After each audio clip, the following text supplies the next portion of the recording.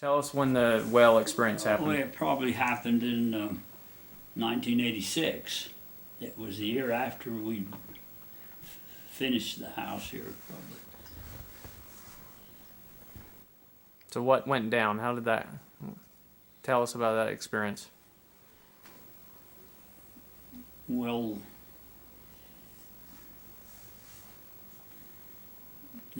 where do I start? Let's see. In 1986, why the house was completed, and we was doing the grounds, planting the grass, and putting a sprinkling system in, and all that stuff, and we have a well over here at the farmhouse, big cement pipe down in the ground, and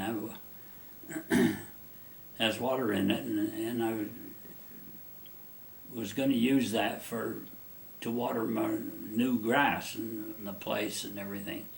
Has put a pump on it and pump the water out of that well. And I had everything completed. The system was all in, and everything was ready to go, except I needed to put the pipe down in the well that you pump the water out of up to the pump. And there's a platform down in the well that's about 12 feet down, hanging from cables on the pipe,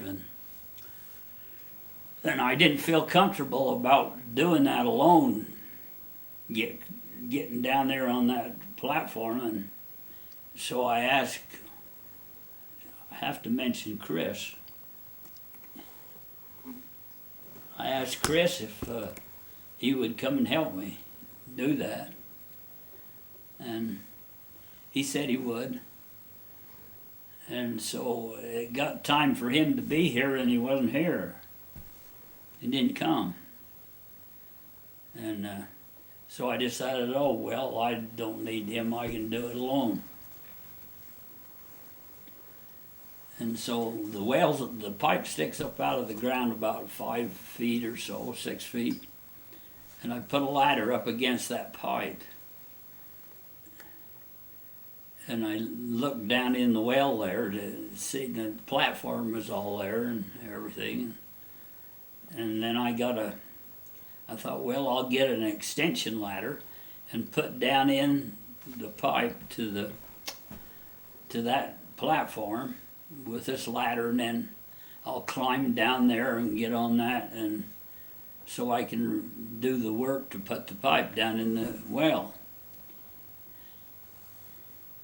And I put the ladder down on that, and I was standing on top of the cement and the pipe, and I stepped over on it and jumped up and down, and it seemed solid enough, and like it was all right. It was no problem.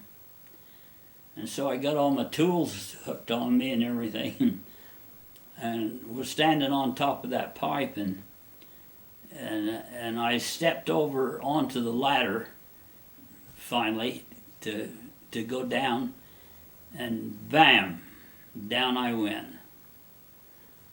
Down, and I hit that platform.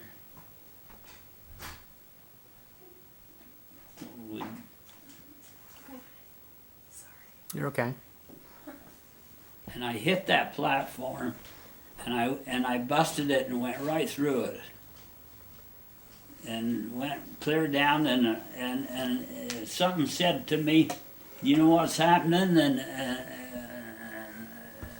I'm falling down the well as I was going down. It's 40 feet deep, and I hit the water and went clear to the bottom, and I was upside down and my head stuck in the mud at the bottom of the well. And the water was, later I measured the water, and it was 13 feet deep. And I went to the bottom and my head was stuck in the mud. and I failed around and tried to, couldn't figure out which way was up to swim to the top. But finally, I got my bearings and I swam to the top. And then I swam around in the pipe. The pipe is 8 feet across, trying to figure out what do I do next. And here I am down there in the well swimming around, and I figured, well, I can't do this forever. I've got to figure out some way to get out of here. Mm-hmm. Then I realized, well, when I fell down, why the ladder that was standing on the platform is down here somewhere, too. Oh, I forgot one thing. I tied a rope to the telephone pole that's right there and hooked it to the ladder, so that if the ladder fell down off of the platform, I could pull it back up. And anyway, I realized the ladder was down there, so I realized I swim around and I kick it and that with my feet, and finally I hit the ladder with my foot. And I can't hardly remember everything about it. Anyway, I pulled that ladder over against the pipe and pulled it up. It was an extension ladder, and pulled it up as far as I could against the pipe. And with me standing on the top rung of the ladder, I was up to my waist in the water. That's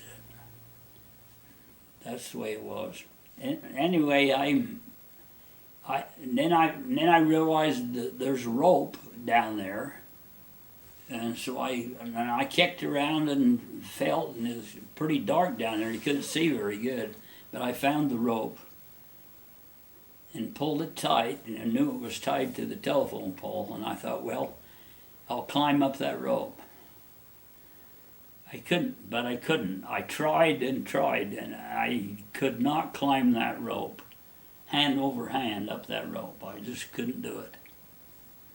Besides, when I went through the platform, why, it had buggered up my shoulder, and it was sore and it hurt to do that. And so anyway, there I was on top of that ladder, and I started yelling for somebody to come and help me and everything, and I yelled till I got hoarse and nobody come. And then, I don't know how many hours I was down there, but quite a few. And Tell us at this point. Tell us about. I remember Grandma has shared it many times about what was going on with her around this same time frame. Well, she was over here in the house. Mm-hmm. And I'll get to that later. Okay. But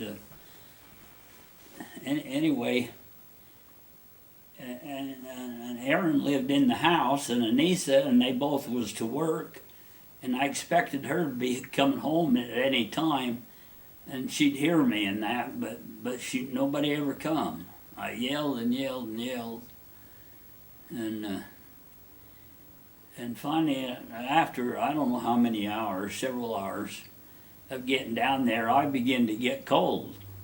I mean, this is in March, and the water was really cold, and I'm in it up to my waist, standing on top of that ladder, hanging on the rope, and I couldn't figure out what I was going to do to get out of there, and all of a sudden, I hear some voices like kids, young kids or something. I could hear something like that.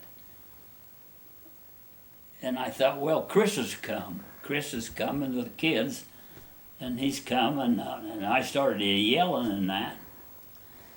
And it wasn't Chris. It was a guy who lives up in my ward up here, up the road, lives up the road there, and he was coming down the road, and he seen a little old trailer that I had parked there by the silo, and he decided that he wondered if I would want to sell it to him. And he pulled off at that time to see if I would sell it to him. But anyway, he heard me yelling and for help and everything, and he climbed up the ladder on the pipe there. He was leaning against the pipe, and he looked down in there, and I guess he could see me enough to. I knew the guy, not very well, but I knew him, and he looked down there and he hollered and he said, "Brother Ewell, what are you doing down the well?" I said, "I fell down the well, and can you get me out of here?"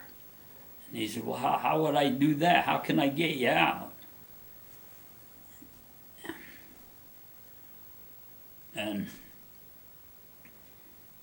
I says, "There's a rope down here and it's tied to the telephone pole. You take that rope and he had an old truck, and back your truck up there and tie that rope to the bumper of your truck and pull me up out of here." He said, "Okay, I can do that." So anyway, that's what he did, and he hooked the rope onto his truck, and I tied a loop in the rope and put one foot in the rope, and hung on to the rope, and he said, and he started pulling me up. And it worked just fine, and I got just about to the top of the cement, the pipe, and was just going to get a hold of the top of the pipe like that, and the rope broke. And down I went again, and landed upside down again with my head stuck in the water in the bottom of that. Well, then I swung around in that, and then I realized that I didn't have a rope anymore to hang on to. And so I hollered to him, said the rope broke, and everything. But anyway, he said, he come over and he hollered again. He said, "What do I do now?" And I said, "Well, I got ropes around here, but I don't know where to tell you to go get them." And anyway, I said, "You wouldn't happen to have a tow chain in your truck?"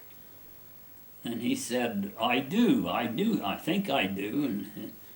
And he went and looked and everything, and lo and behold, he come back, and he had this chain, a tow chain, and it was a long one, longer than most. Anyway, I said, "Hook that to your truck and drop that down here." On the end that he dropped down there had a hook on it.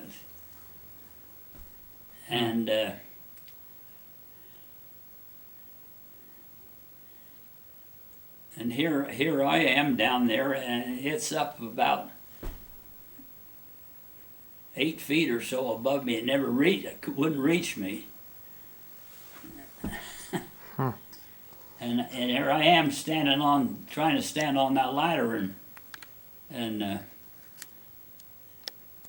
so anyway, I took that rope, and it had a loop tied in it, and I threw it up hard and as far as I could, all the energy I had, and would you believe it, it caught that hook on that chain, the first throw. You couldn't do that again in 1,000 years. And it hooked that hook. And then he went and got in the truck again, and he pulled me up, and I got out. But I was in pretty bad shape. I couldn't hardly walk. And well, before that, my teeth got to chatter until I decided that if I don't get out of here, I'm going to fall off of the ladder and drown. So I tied the rope around me here, so that when I fell off the ladder, I wouldn't drown. I'd just be hanging there. But anyway, he pulled me up, and I come walking over here to the house, and And I come in through the garage there and opened the back door there from the garage, and there was Mom mopping the floor in there with a mop. And she looked up at me and really surprised, and she said to me, "Where have you been?" And I said, "I've been down the well." And she said, I can't remember everything now. She said, "What have you been doing down the well?" And I said, "I fell down the well." And she said, "Oh my Lord," she said, I had something tell me that I should go over and check on you." She said, and it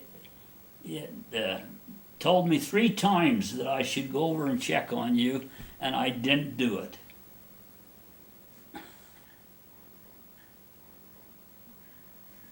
So that's about the.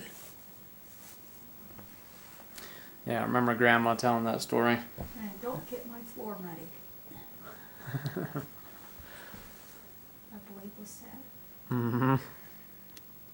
That story scattered all over Pleasant Grove. In about 2 days, everybody in town knew it. Everywhere I went, they'd say, "What about that? Did you fall down the well?"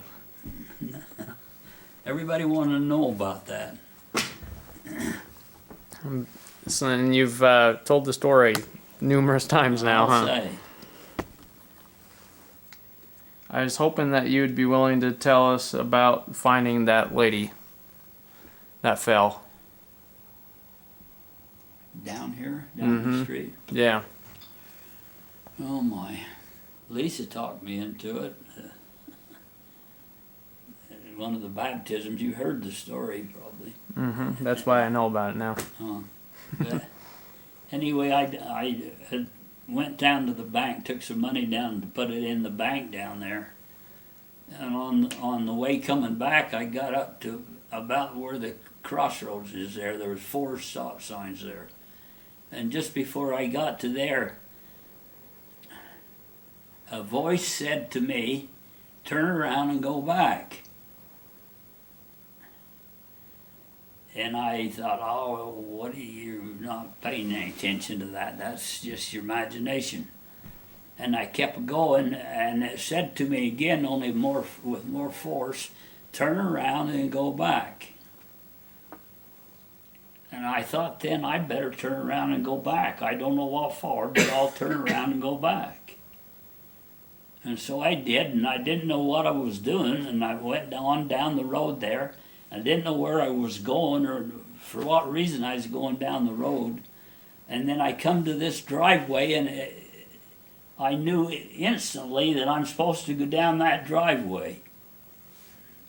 And so I did. I drove it, had that little old truck, Datsun truck, and I drove down there, and there was a woman laying in the driveway in front of her garage down there on the cement.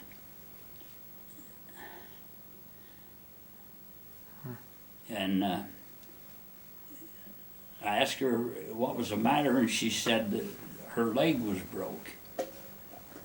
And she went out to take the water there in the ditch there, and she slipped and fell or something, and it broke her leg. And she had crawled down to there, I don't know how far, but a long ways. And that's got as far as she could, and she couldn't crawl anymore. She was out of energy. And so I got my arms around her and picked her up and put her in the truck and took her up to the hospital, up to the emergency room. And went in and got them, and they come out and got her and took her away, and I just went back and got in the truck and come home. I didn't know who she was or anything about her. She didn't know who I was. And so anyway, that was the end of that story. But then about 6 months later or something, why, Mom says, I was in the house here and she was outside, and she come to the door and she said, "Merrill, you better come out here. There's a woman out here who wants to see you. So I went out, and lo and behold, it was that woman. And she said, you know, you're a hard man to find. She said, I've been looking for you for a long time, and I never could find you. Wow. And anyway, she put her arms around me and thanked me and was so grateful that I had come along when I did to help her. Well, it was, I guess you could say that the Spirit of the Lord or something was in charge of that situation and caused that to happen. She needed help, and I'm going up the road, and there I am. So he used me. That's a good story. I remember going hunting with you, and you telling me a few stories about hunting with your dad, with great grandpa. Do you recall any of those, any memories of that? I just think it'd be kind of neat to have some of that in there. Wow, it's been so long ago, I don't know.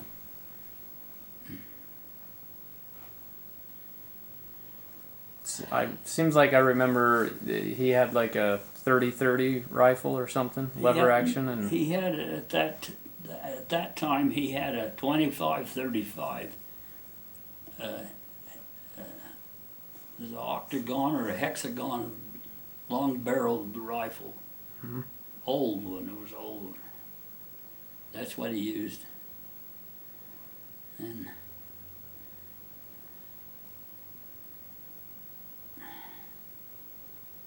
I don't know what to tell you.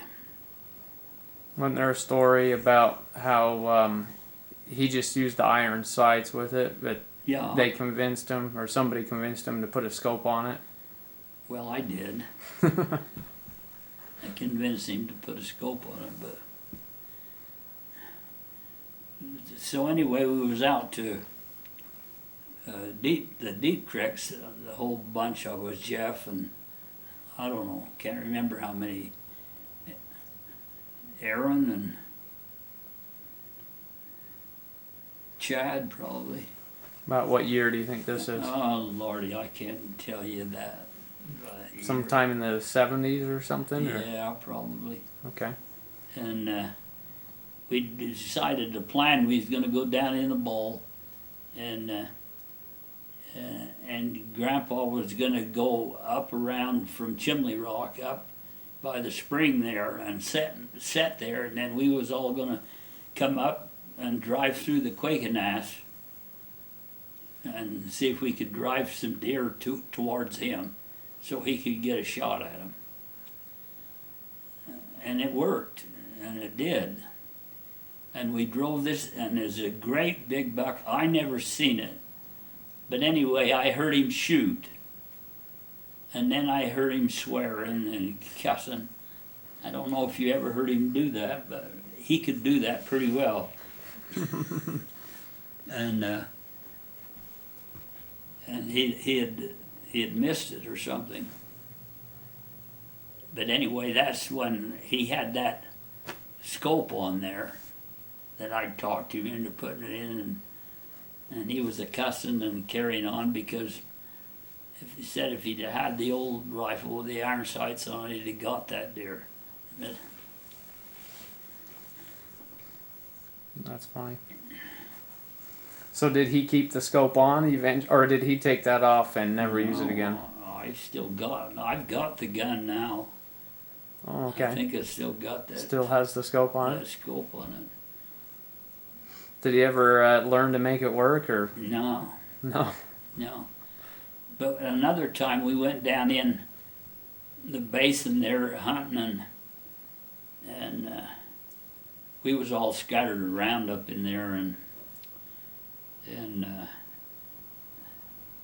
he decided to come back, and he was on the trail coming back in the bottom of that basin, and a great big buck jumped up in front of him, and he shot it. I can't remember if he had that rifle or the old 25-35, I think. and he shot that buck and he knocked it down. He hit it. And then it got up and run away. And he went over there and there was blood all over. He found that. But he never could find the deer. It got away.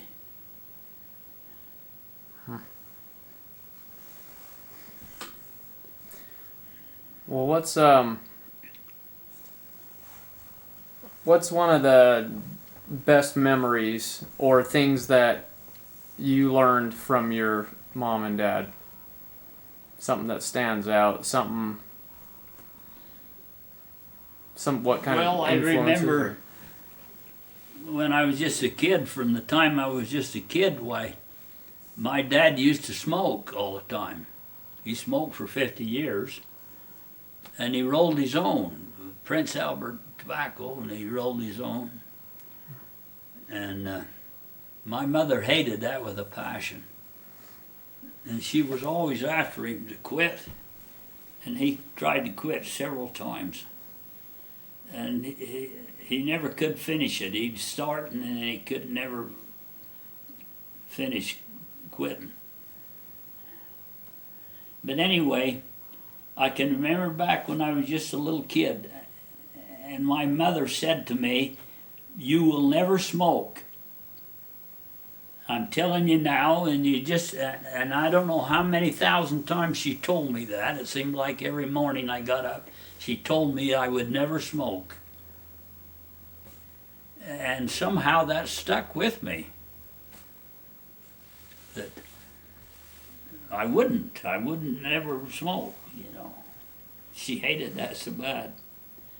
So that's one of the things that came to pass. Never had a desire to or anything like that, huh? Even being around it so much. That's neat. But then they never did teach me anything about the gospel. They really didn't know anything about the gospel. But they taught me to work. They were both workers, and they taught me how to work. And I think that stuck with me. That's good. I remember we used to go picking strawberries. You know, we'd get up about 5 o'clock in the morning, and this Glenn Besant, who had the strawberry patch up on the mountain there, on the foothills, he'd come around and pick us up in his old pickup and take us up pick strawberries. There must have been about, I don't know, 20 of us or so he'd come and get. And I was only 10 years old, and of course I wanted to go to work and I wanted to earn some money. And I kept coaxing my mom. I says, when he comes, why would you go out and ask him if I can go pick strawberries? My sister went. She's 2 years older than me, and she went. And so she got up with us and went out there, and when he come, why, she went over to the truck and talked to him and asked him if he thought that I could go pick strawberries too. And he said, "Oh, geez, I don't think so." He said, "I can remember he's too little. I couldn't put up with that little kid like that picking strawberries and that." And I can remember Mom said, "Well, give him a chance. Just take him once and give him a chance and see if he can do it." And so the guy said, "Okay, get in the truck." And they took me. And you know, from then on, I picked more strawberries than anybody that he had. I was only 10 years old. You didn't regret doing it then, huh? No. Work is a necessary part of life.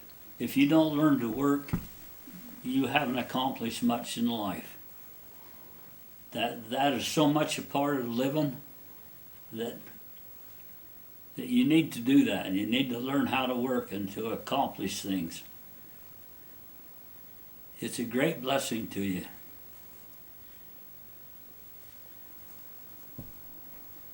Well, the only one that I can remember is my grandma Risky. Well, and Grandpa Risky, but he didn't. He died when I was still just a little kid, so I don't remember much about him. But I can remember him, and he got sick. He got, I think they thought later it was MS or something when he was 45, and he had that until for 20 or 30 years. He had that before he died.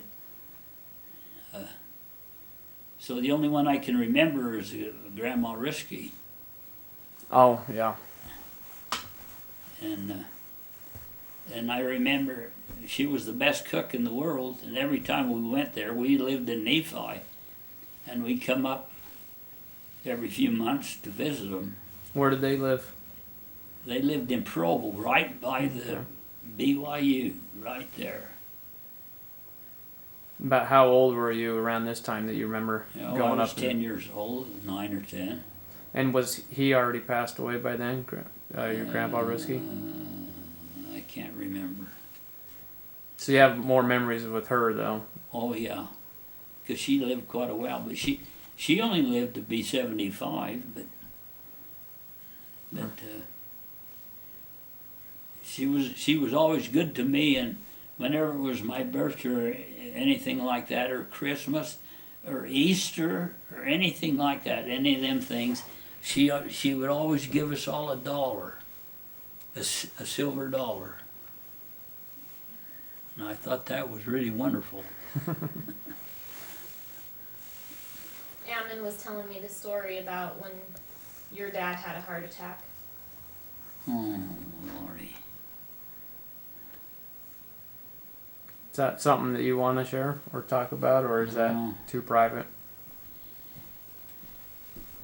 Oh, I can tell you that story.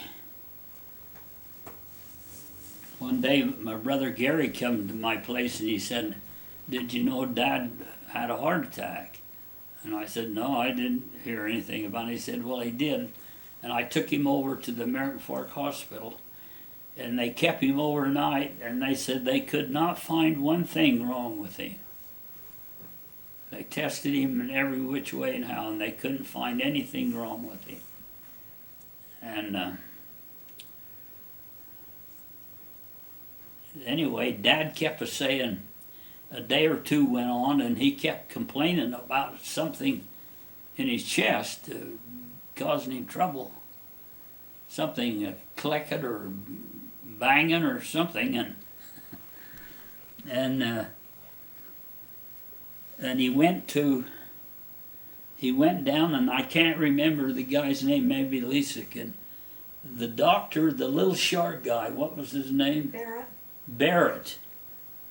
He went down to see Barrett for some reason, and Barrett listened to his heart, and he said, "Well, there is something wrong with your heart, and you'd better go to a heart specialist."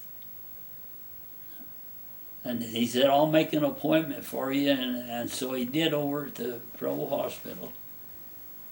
And I can't remember the guy's name now. Ball? Hmm? Ball? Was it Dr. Ball? Mm-mm. I don't know. Oh, I know his name too, and I forgot it. But anyway, Gary said, "Could you take him over there?" He got this appointment a day or so later. But anyway, in the meantime, Dad kept saying, "There's something really strange going on." He said, "When I try to sleep at night," he said, I can hear the tabernacle choir all the time." That's what he kept telling us. And we couldn't figure that out, what that meant or what was the purpose of all that. So anyway, I took him over there to the, Dahl was his name. Doll, not Ball. Dahl, yeah. I took him over there, and he took him in there, and we must have been in there for 4 or 5 hours, and he tested him every which way he could test him, and he could not find anything wrong with his heart. He said he couldn't. And so we said, "Well, he said, "But I want you to go get where they rub that thing around on you. What do you call that? Ultrasound. Ultrasound. He said, I want you to go get an ultrasound. Echo. And Didn't have echoes. and No. we couldn't do it. It was too late. The people had gone home, and we couldn't get it that day. He said, "We'll come back tomorrow and get that ultrasound." And so I did. Oh no, as we was going down to leave down the hallway, why Dad went. Oh, he said, "There it goes again," and he started to screaming and everything, and I got a hold of him and took him back down to the doctor in his office. And the doctor said, well, I'll give him a nitroglycerin pill. And he gave him the nitroglycerin pill while he's listening to his heart, and he said, I can't believe it. It didn't do one thing. It didn't do one thing for him. He couldn't understand it, and he kept asking, Dad, do you still feel that thing carrying on in your heart? And he said, yes, I do. So anyway, it kind of went away, and he said, well, you better bring him back tomorrow to get that ultrasound. And so I did. I brought him back over there, and they began to do that, and there must have been 5 or 6 doctors there doing it on him. And I watched them,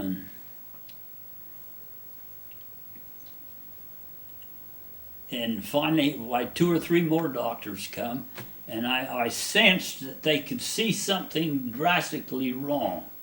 I mean, that was my opinion. Anyway,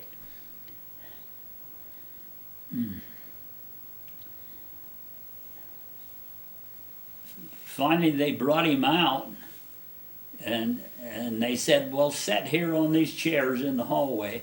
And the guy, what do you call the guy that reads the... Radiologist. We'll go get him and get his opinion of what's going on. Anyway, they went, and when they come back, they said, he's gone home. He's not here. And so we sat there a while, and finally, somebody come and said, well, I said to them, well, what are we supposed to do? And they said, well, take him home and then come back tomorrow or something. And I said, well, okay. And there was a wheelchair right there, and I put him in that wheelchair and wheeled him down the hall and out to the front of the hospital. And when we got to the front, well, I thought, well, rather than take the wheelchair out to the parking lot, why, I'll just leave it right here, and I'll get a hold of him and help him out to the car. And I did that, and as we was walking across the road there to get to the parking lot, why, he said to me, he said, there's something wrong. He said, there's something wrong with me. And then as before we got to the car, he said, I'm going to throw up. And right there, as he got across the road, there was a little pipe fence, and he hung on that fence, and he threw up. And then he threw up, and then again, he threw up again, and he fell to the ground, and I caught him, and he was dead. He was purple as... He was instantly dead. And and there was 2 nurses coming out of the hospital going to their car or something, and I hollered at them and said, could you help us?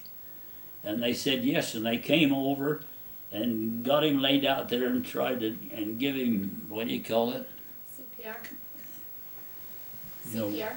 on his heart. Compressions or Yeah. Started working on him. And then another guy was right there going into the hospital, and I said, could you tell them in there to send some help out here? And they said, yeah, they would. But anyway, it took too long. It took way too long for people to come and help. Finally, they ended up getting the paramedics come clear from down in Provo, you know, up there. and then they got they had the shock treatment thing like you've had, you know. And they got that out, and I could tell that's what it was, and they wouldn't let me watch. And they took me away and in the hospital. Wouldn't let me watch. But anyway, they shocked him 2 or 3 times, and then they put him in the ambulance and took him around the emergency room. And they brought him back to life. And I called Mom, and she called Gary and Colleen and all of them. They come over there. And he was in the intensive care at that time. And when they got there, why, the doctor, it wasn't Dr. Dahl, it was another doctor he was with. I can't remember his name, but anyway, he come and he told us the circumstance, and said the doctor said, we give him this medicine, and it revives him, and he comes and he can talk, and he comes alive, and his heart beats and everything. But as soon as it wears off, why, he goes to start to die again. And we've done that several times, and we don't think that we should do that anymore. That it's not going to help him or anything. But anyway, he said, if you want to go in there on the table and look at him, why, so we did, and we went in there, and they had him tied down, and he was just like a crazy man. He could talk, but you couldn't understand anything he said.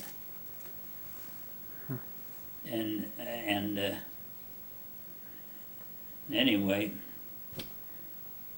the doctor finally said, well, what do you want us to do? Do you want us to continue giving him this stuff, or what do you want to do? And I said, no, just let him die. Just let him go. And so in a few minutes, why, he just died. Died again. I guess the only guy I knew, he died twice. Huh. Huh. How old was he? Pardon? How old was he? He was 87. No, 86, wasn't he? 86.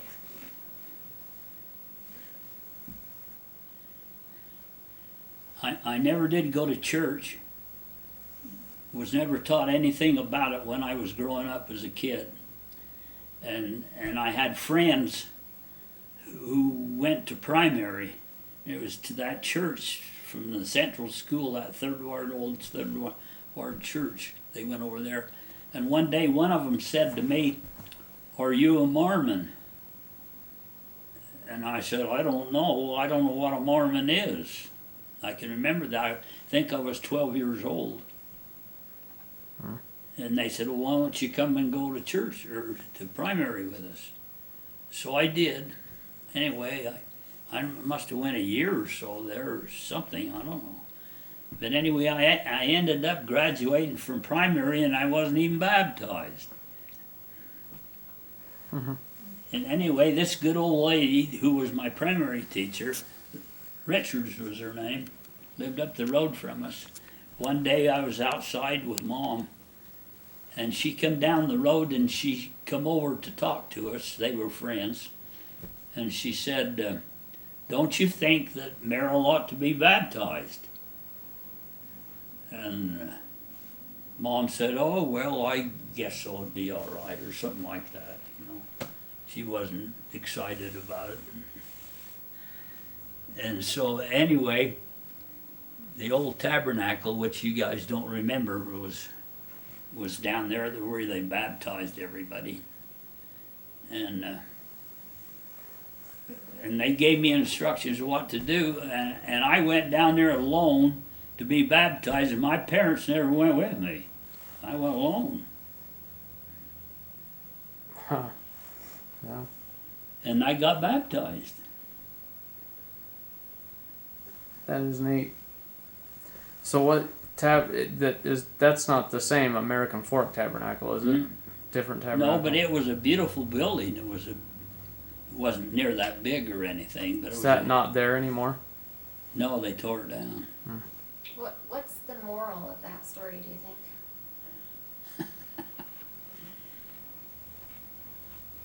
Well, I don't know if there's a moral. I guess it has to do with parents. We ought to be more conscious of what we're teaching, and we should teach them the gospel and give them an opportunity to work these things out in their life. And something like that, I don't know. Had it not been for the kids and that Yeah. lady, then who knows what might have happened for you later in life, huh? Yeah. Do you think that set you up on the right track? Is that kind of like a... Well, no, because I never had any background. I had never been taught anything about the gospel or anything, and so it didn't have much meaning to me. For years it didn't, not until I met Mom. It didn't register. I still never went to church or anything. After meeting Grandma? Yeah. So how did you get your testimony? Well, after I met Mom and we got married, and she began to teach me the gospel, and that's when it all come about. Yep. There is a moral to that story you're forgetting, Dad. What? Not to be offended. Or look what it does for generations. Because the reason your mother didn't know anything Yeah. was because your grandmother stopped raising just the younger kids in the church. Yeah, Tell that's them that. another story. All the older kids were active. All of his older... No, just Bill and Frida, I think, were active. The rest wasn't even that. She got offended and stopped and didn't get my grandma Well, baptized. You got to hear the whole story. Okay, that's what I'm telling you, because The that's whole really why my grandma didn't know to do it. Yeah. It's not that she necessarily decided against it. She Anyway, just there's wasn't... no end to this. Grandpa came from Jerusalem. He was raised basically in Jerusalem his whole life, but he was born in Russia, and they were in Russia, his parents, for several years, and they had migrated there from Germany to Poland and then to Russia, and they had a farm there, and they farmed, and then the Russian, what do you call him, Tsar or something? He began to want all of the German young men to get in the army and go fight for Russia, all the wars they were having. And they decided they wasn't going to do that. And so they all left. The German people that raised had these farms, they all left. And some of them came to the United States. One of them married a Russian guy and went to Petersburg, Russia. And my grandparents, great-grandparents, went to Jerusalem. About what time frame is that? What would you say? That the early 1900s, late 1800s? 1885 or something like that. Or something. I don't know. Okay. Gives a rough idea. Anyway, they went there, and he was born in Russia, but he was just a little kid, and he was raised in Jerusalem, and he loved Jerusalem. He really loved them people over there. And this is the history of why we sing the Holy City Yeah, that's at Christmas time. why. Because he's the one that brought that, and he liked that song, and he always got my mother, to sing that at Christmas time. So that's been for you. That's been a tradition for quite a long time. Then quite a singing long the Holy time, City. Yeah. But anyway, to finish that story, he lived in Jerusalem, and then the missionaries come to Jerusalem to do missionary work, and they must have come in contact with them German people at some time there. And when the missionaries were ready to come home, why, most of those people who had been taught by the missionaries come back to the United States with them. And he was one of them. He come to Provo, Utah. Now, is it Samuel Risky, right? And then he had a son named Samuel Risky Jr. Yeah. Is that right? Okay, but we're talking about the first Samuel Risky. Yeah. Mm-hmm. And he come to Provo, and then there was other German people that lived there, and he become acquainted with them.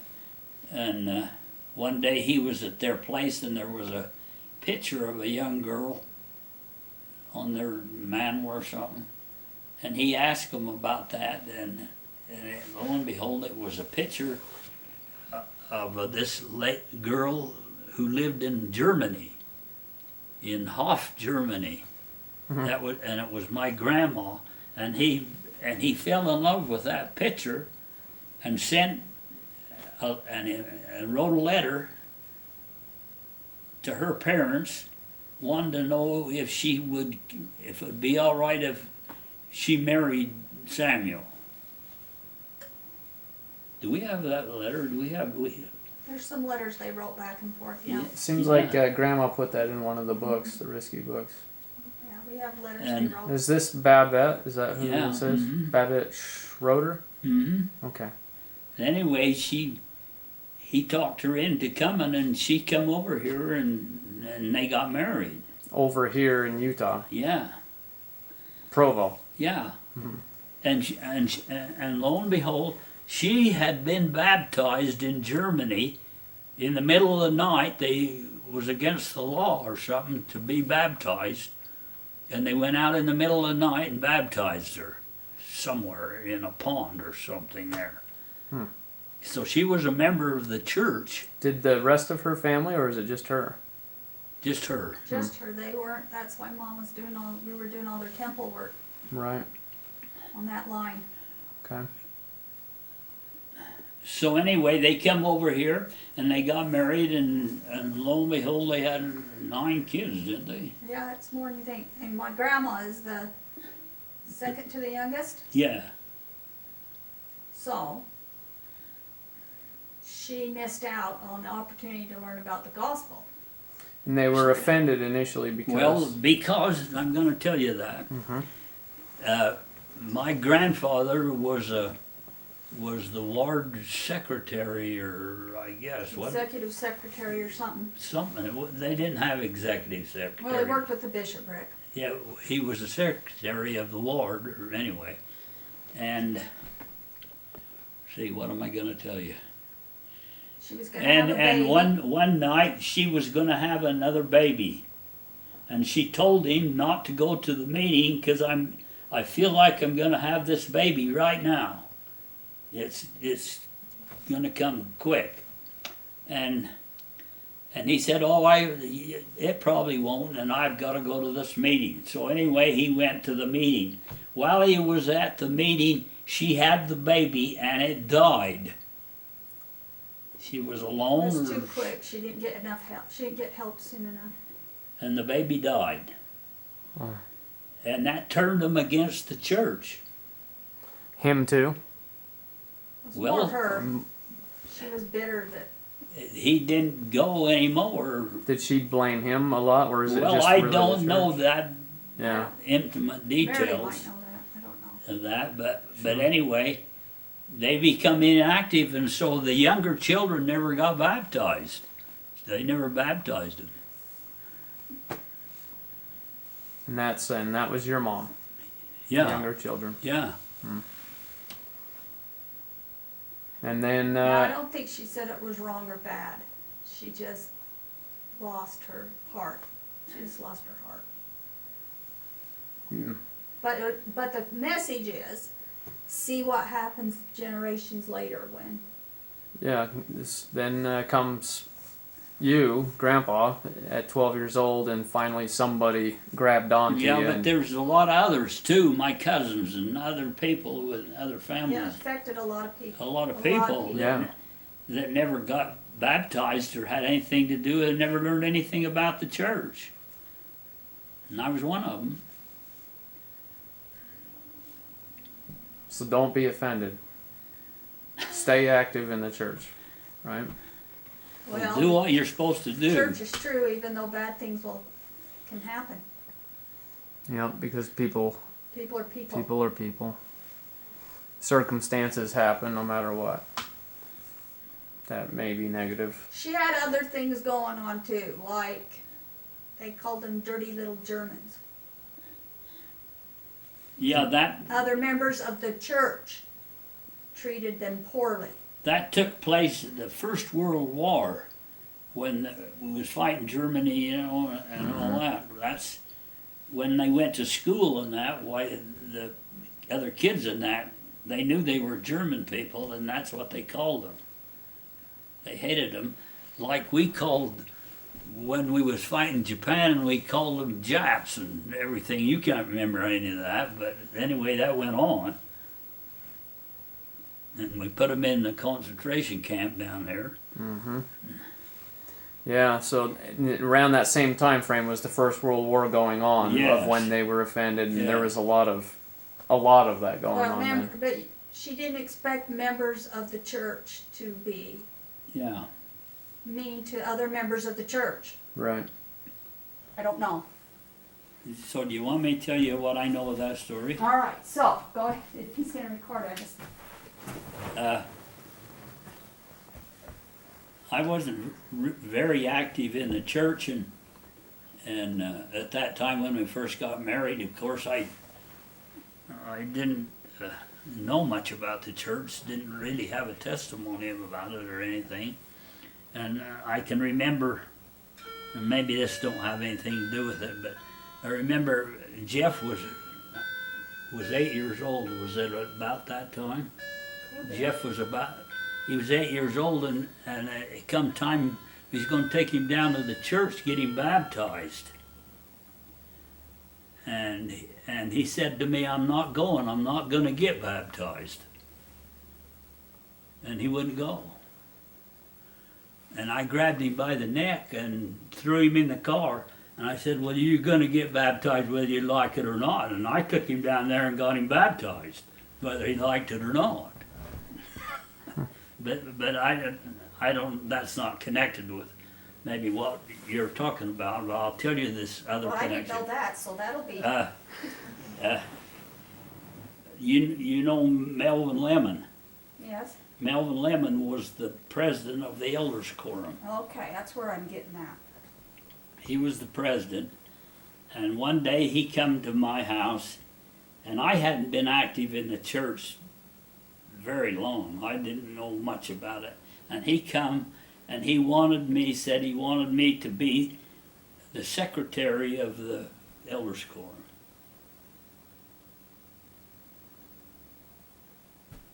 And for some reason I accepted. Can't remember much about that.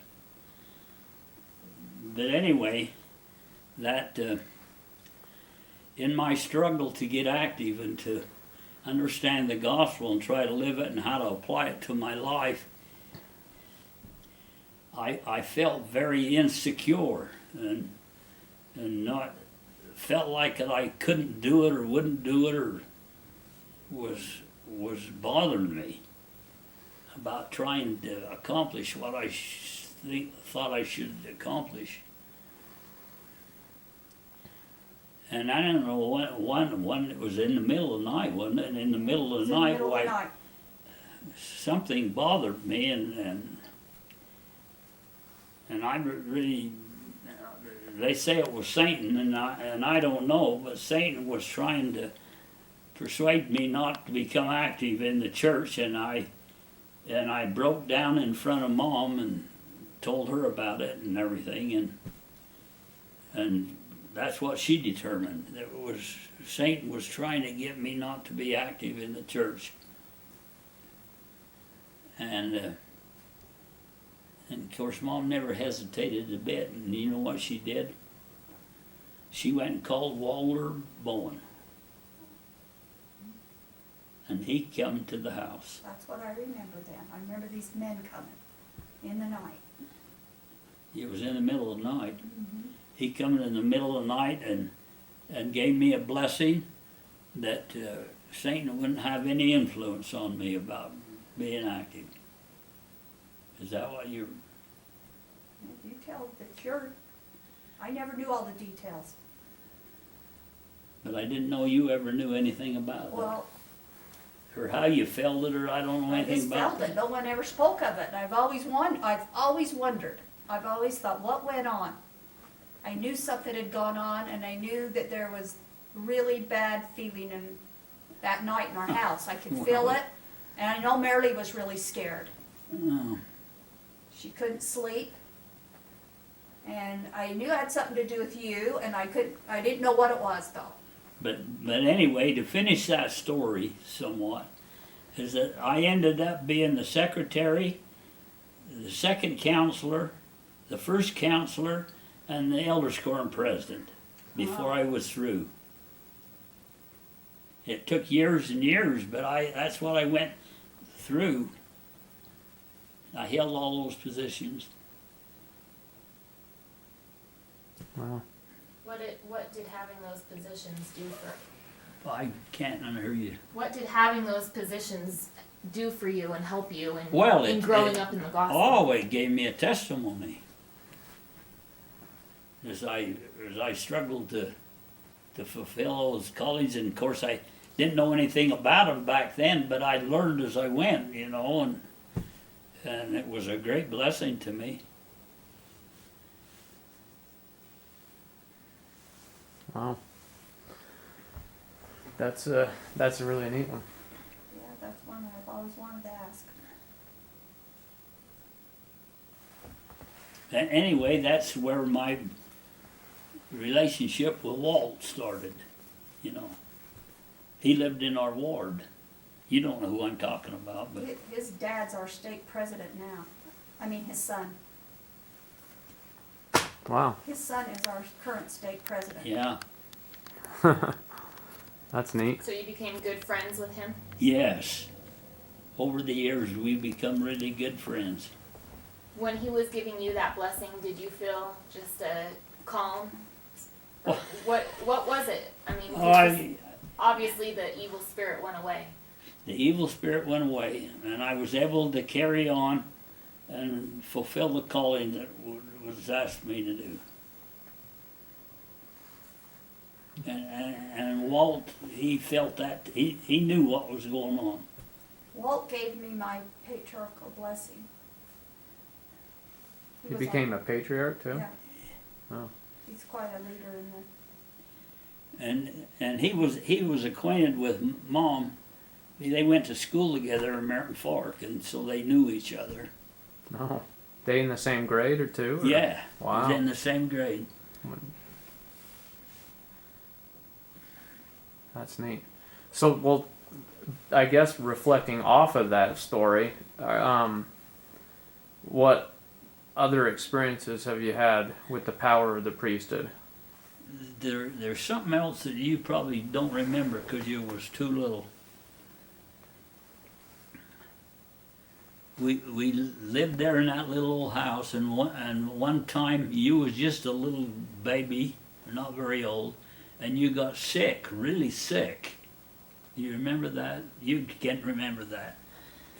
You really got sick. I know I had the chicken pox really bad. Wasn't that Well, I don't think it was that, but you had an infection or something, or I don't know, because I didn't understand medicine back then or what was going on, but you got really sick. And we wondered what to do to help you and everything, and Mom said, well, we got to give her a blessing. Well, geez, I'd never give a blessing to anybody in my life. I didn't know anything about that. And so Mom said, well, we'll call the neighbor across the road here And you remember, you don't remember that. I must have been And too that little. guy was Norman Stott. And he was a good man. And he come and give her a blessing. I think it saved your life. I probably did. Yeah, I was probably too young to remember that. And he lived across the road from us. Just the next house down from Jack. Oh, You remember Stott's living there? barely, because then, Yeah. who moved in there? Wes? Yeah, I think so. Then Wes moved in. Yeah, yeah. Stotts. I wonder if they're related to But anyway, Judge Stott. to finish that story, which is a long ways apart here, I was out deer hunting out in the deep creeks, and I was on my horse, and way up there at the end, up towards Haystack Peak, and I run into two other guys, and they were on horses too, and we stopped and was talking, and you know who one of them guys was? Norman Stott. Mhm. Small world, huh? What was it like when Merrill was born? Just a couple of thoughts Oh, or memories. when You don't Merrill have to was go into born? any big. Yeah. When Merrill was born was the most wonderful thing in my life. She was born in the old Merrill Fork Hospital up in the top of that old building over there. And I can remember when she was born, and they wouldn't let you go in, not back then. You couldn't be a part of it or nothing. You sat out in the lobby or something. Mhm. And anyway, when they finally come to get me to come and see her, she was born and everything. I was just thrilled to death. I thought that it was the most spiritual thing I ever felt in my life, was to have that child. And I thought she was just beautiful, and I just appreciated her my whole life.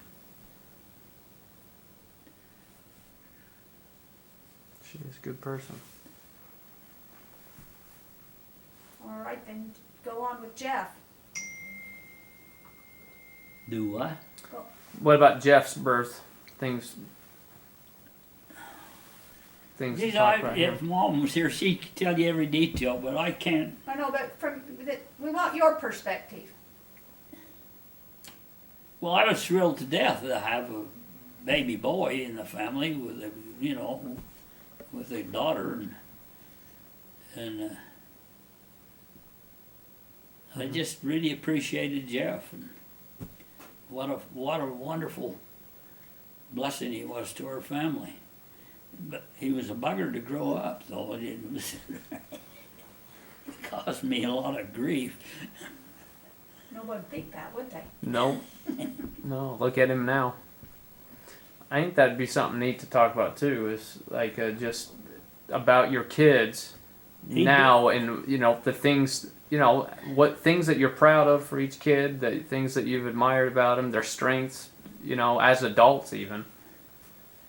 Well, Jeff grew up to be a stalwart in the church, and what a blessing, he's been to our family and all of that. And I enjoyed growing up with him, and he played basketball, and I went to all the games and all that with him, and that. Okay, back up, because, and then you told about Merrill being born. Now what do you think of an adult?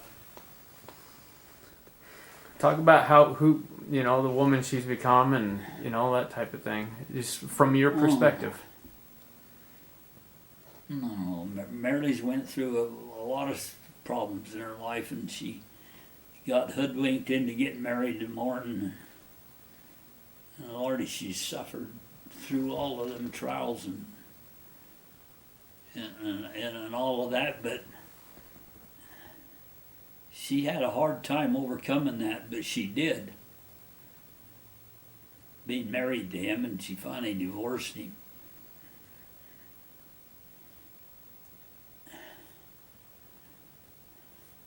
And she's a good person. And if you want somebody to help you, she'll help you.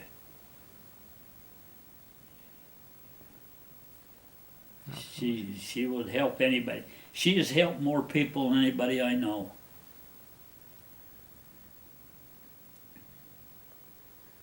You don't know about all of that, but that's true. I know about some of it. The stuff that she's helped with people and giving them a chance and teaching them the gospel and giving them food and just everything. She's just been a blessing to her family. Yes. I'm gonna, Well, tell about the day I was born. I don't know anything Lordy. about that. We was thrilled to have a new little baby girl, and she was so tiny, and everything, and I can remember, I don't know, in the hospital or something, and I went in to see you, and I said to Mom, Lord, she's a little squirt. And that stuck with her from then on. She was nicknamed Squirt. But she's sure been a blessing to us. Wow. It still is. I don't know if you realize what I'm saying, but through all this growing up and stuff, I'm trying to make a living, you know, and most of my problems and circumstances is trying to make a living for the family. And so I don't remember all this. Mom would remember more of that stuff, but I'm trying to make a living for the family. I love my family. And I wanted to give them everything I could. that's good. What do you think about Lisa now? What do I think about her now? Yeah. Well, what a blessing she is. I mean, holy mackerel, I get to live right here by her, and she takes care of me and feeds me, and wow, she's just a blessing to me. Let me tell you something about Thane. Thane was born, and he was always a great big kid, and we had him in a, I don't know, what do you call it, in a bed. Had the sides went up. Now, what do you call it? Crib. Crib. It was in a crib. And we had a time with him trying to get him to go to sleep, you know. And one morning, we woke up and I got up to go to work, and for some reason I went in there to this crib, and he had my work shoes in his bed. He had got up in the night and found my work shoes and took them to bed with him. Now what that means, you can, I thought it was because he loved me.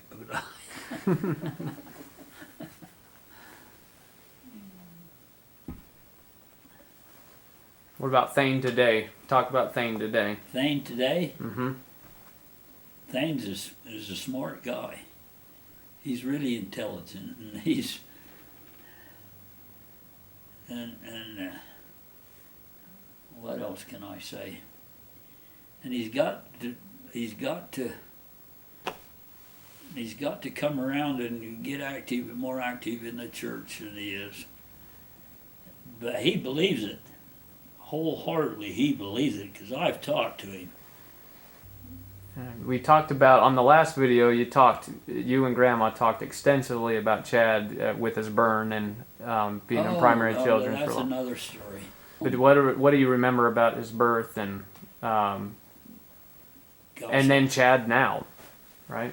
I can't remember much about that, about the birth and that. I just can't remember about that. I can remember about the burn thing, though. It was the most awful thing I ever seen in my life. and I thought he wasn't gonna make it.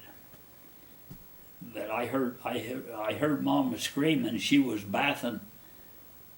Chad and Thane were in the tub, I watched it, You saw that happen? yes. I watched the skin and come off on her hands. and she was bathing them, and we had just remodeled that little old house and put new cupboards and everything, and put a dishwasher in there.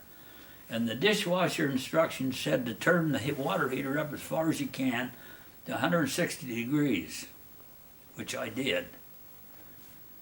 Well, anyway, Chad reached over and turned the knob to hot. And he was in the tub with Thane, and he fell down, and the water hit him right here on the shoulder, right here on his back, and that. Went down his back and his front here. And it cooked his skin. I can remember reaching down to pick him up, and the skin all just slipped right off. The whole thing of his front and back, it slipped right off from him. It was burnt that bad. And geez, we took him down to Dr. Thompson. No, we took him to Barrett. the hospital. Barrett did it first at the hospital, And bandaged him all. they didn't do whatever they done. They didn't do it right or something. It was Dr. Barrett, bandaged him all up, covered it all up and put some salve on it. And It was and more then that was serious on than a Sunday, I think. No, Huh? Saturday. Saturday? When we took him to the hospital? So anyway, I think Monday we took him. Wait a minute. I don't know if this is told in the last one, you can take this all out, but this I remembered, because it was Sunday, was the next day. It was And we Sunday. brought it happened on Saturday, but now it was Sunday. We and went to brought him home, Dr. and Thompson on Sunday. You went to church. You'd gone to church, and Oh. and Mom said I could stay home to help her, and I was all good for that. Oh, I remember that now. Merrill, of course, was the good one. She went to church too. And I stayed home to help Mom because Chad was. Chad had just been burned the day before, and we had him there. And we had him home, and he in the shouldn't have been bedroom. home. And I was in the bedroom, and he started convulsing. I didn't know what that was then, but I remember yelling at Mom. He's shaking all over, and he was convulsing, Yeah, throwing up. and he was going into shock and convulsing. And so Mom told me, run as fast as you can down and get Grandma, and get her to go to the church and get your dad. And I'll never forget it because it was trauma to me. So my little legs, I ran as fast as I could down there and got Grandma, and I went with Grandma, and we went all the way to the church and opened up the chapel doors and was motioning to someone to tell you to come. And then that's when you took him back to the doctor again, Yeah. who said he's got to go up to primary children's right now. And Dr. Thompson said, if he was my kid, I would take him to the primary children's hospital Fast. as fast as I could get him there. And that's what we did. And no, that was an ordeal, Lordy. He was up there over a month. And they operated on him every single day to take the dead skin off from him, off of his body. I don't quite understand all that, but they did that. And he got so despondent with that, what they was doing to him, that he didn't want to live anymore. He was only 18 months old. Close to 2. And he couldn't take it anymore.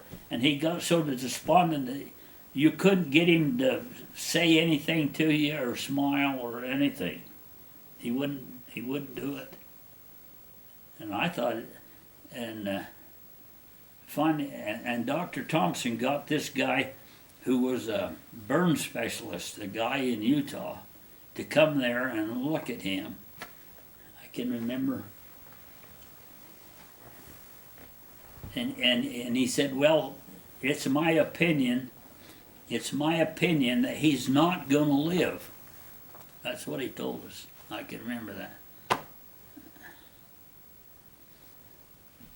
And it's shutting down a lot of organs. And wasn't wow, that affected me.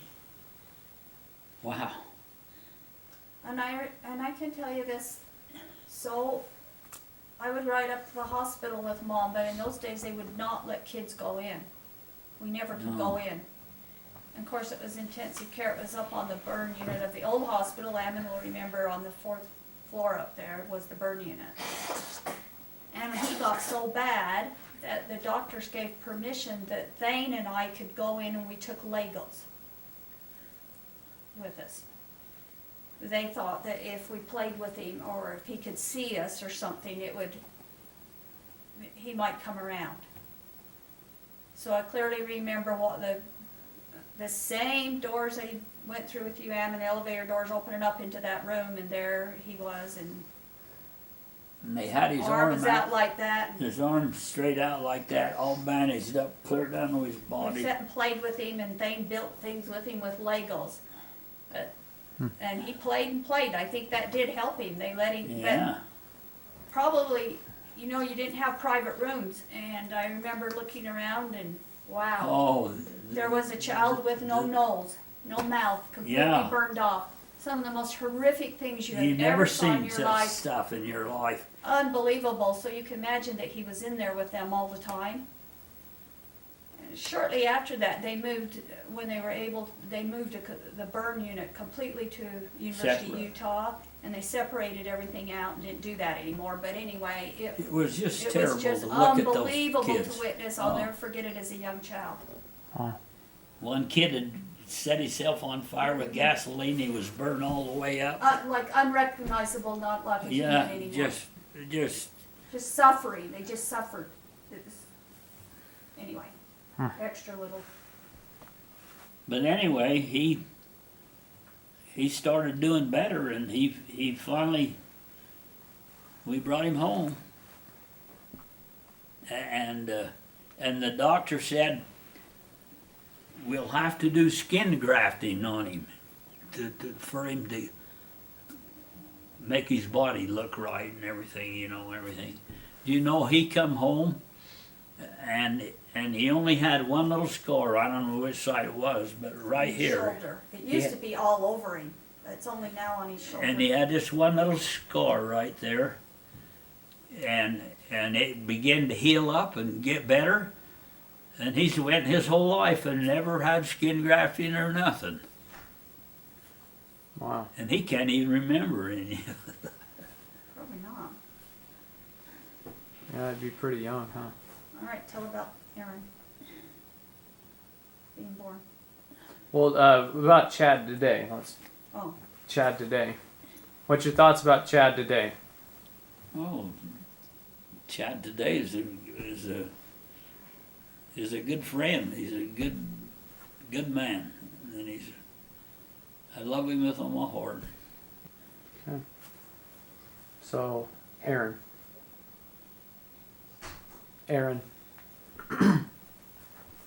Aaron's birth and You Aaron know- today. Aaron's birth. He was supposed to be born in November, wasn't it? He was supposed to be born in November, and we were building that house up there, and I was up there every night. In Manila? Yeah, working on the house. And he was supposed to be born then, and he never was born. And it just went on and on and on, and I just couldn't figure it out. And finally one night, I told Mom, well, I'm going to go up and work on the house. And she said, no, don't go. She said, I'm going to have that baby tonight. And I said, oh, you don't know what you're talking about or something, you're not going to have that baby tonight. Mm-hmm. And so I went up there and I was up there 2 or 3 hours or something, and here come Jack Taylor. And he said, you better get home. He said, your wife's having that baby. remember that. That's Elaine's dad. Jack. Oh yeah, Taylor. Yeah. Anyway, Rosie's little boy is the splitting image of Aaron. And Aaron always had this hair that just went like, you couldn't comb it down, it just stuck straight out from his head. And Rosie's little boy is just like that. Is that Kimley, right? Kimley Rose? Yeah, Gotcha. yeah, So Aaron's daughter's son yeah, looks just like like him. that. I just couldn't believe it. And he's blonde, you know, and so was Aaron. But Talk about Aaron today. good man. Hard worker. He's been a blessing to me.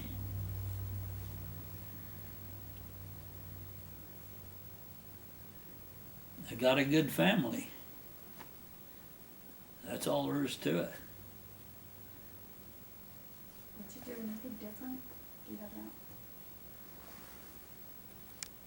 What's your thoughts on that? Do you think you would do anything different? What in life in Raising general? a family. Raising a family?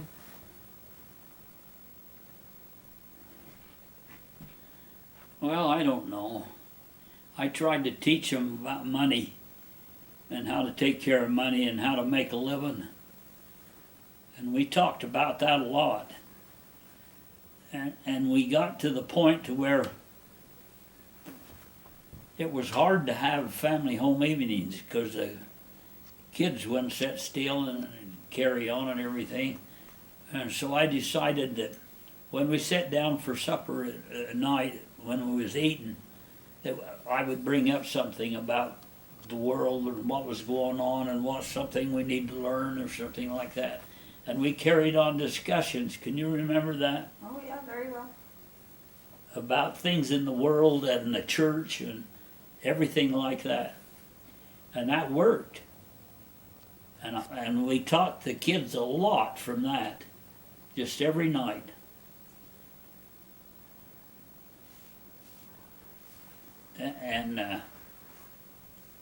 And people, then I don't know, years ago, later, people got to where they didn't sit down to a meal with their family.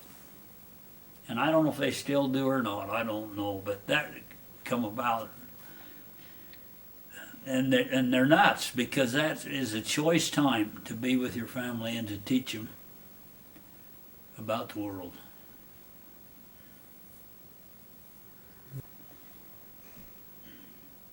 Well, I did get a thing going for a while. I don't know if that can't go on now, but everyone that got married would come to me and want me to talk to them about getting married and what to expect and all about it, you know, and I talked to a lot of them like that about marriage and what to expect, and the very first thing that I learned to ask them was, "Are you in love?"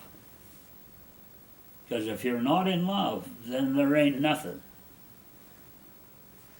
And I talked to them about getting married and all about that and what to expect and how to do it and how to love your wife and love each other and it's a wonderful institution, I guess you call it. I don't know. Yeah. Marriage is an important part of life. Absolutely. And I was sure blessed with a good wife that took care of me and taught me the gospel,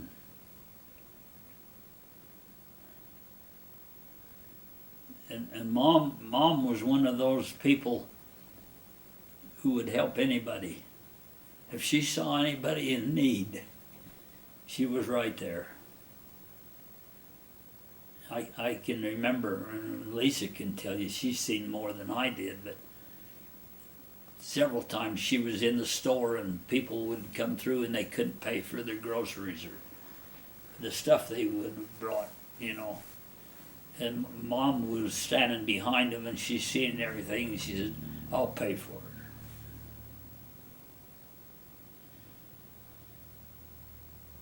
Yeah. That's when we began to do better financially, you know, in the business and that, and we was able to do that. And she did it.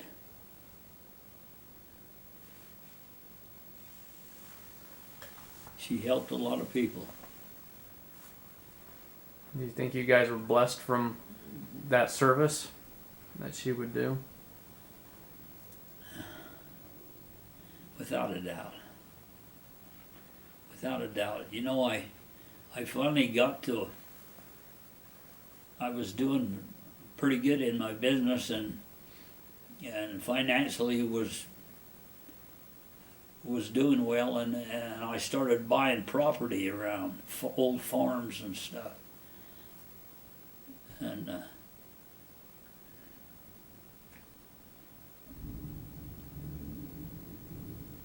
is that your storm? Huh. Hope so.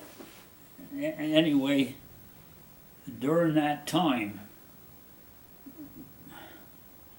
when I had enough finances, I bought this farm here. It was 30-acre farm in 1972. I'm just giving you an example.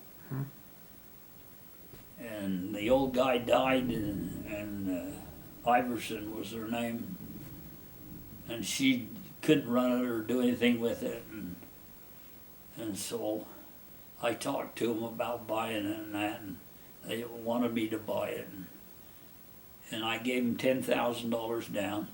They wanted $65,000 for it, and I gave them $10,000 down, and then $6,500 a year from then on until I got it paid off. So And- they were their own creditor, I guess. And that's the way I did all of them. That's what I did with all of them. All of the pieces of ground. The one out to where the Walmart's is, that's what I did. That was 30 acres out there too, and I paid $45,000 for that. And I'm not sure I'm going to tell you what I got out of it, but a hell of a lot.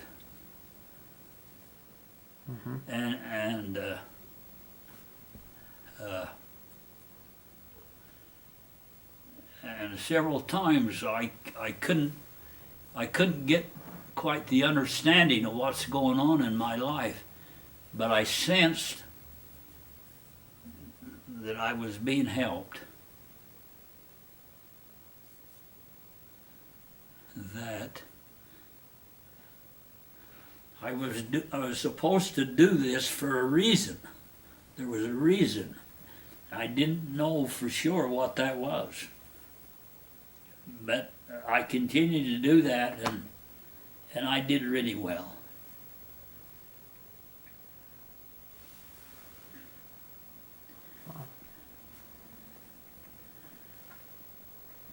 Well, it was 10 years ago that we interviewed you with Grandma in 2000, right? 10 years, right? 2005. Yeah, so it's been 10 years. So in 2005. And a lot has changed since then. And I know it's hard to talk about or personal and whatnot, but what's the last 10 years? I guess she passed away in 2006, just a little over a year later after doing that video. But tell us about that, about the life since then.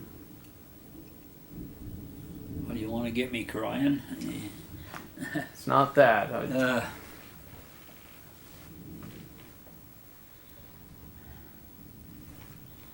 It's the hardest thing that I ever went through in my life. And I'm not sure that I'm over it yet. But I think it took about 2 years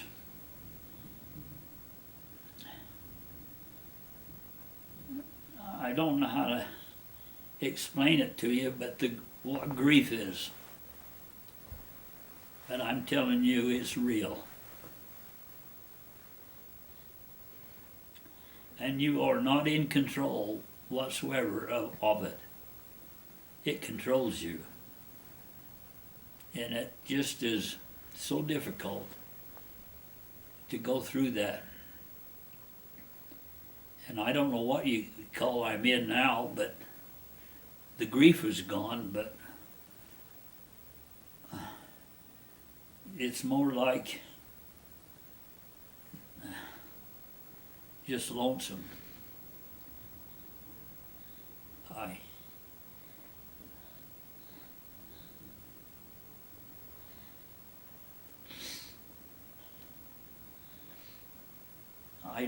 long for the affection of a sweetheart that I've never had all these years, these 9 years.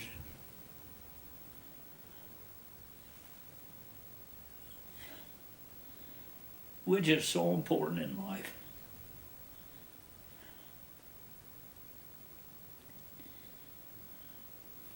And I get so depressed I don't want to live any longer. But I ain't in control. I have to stay here.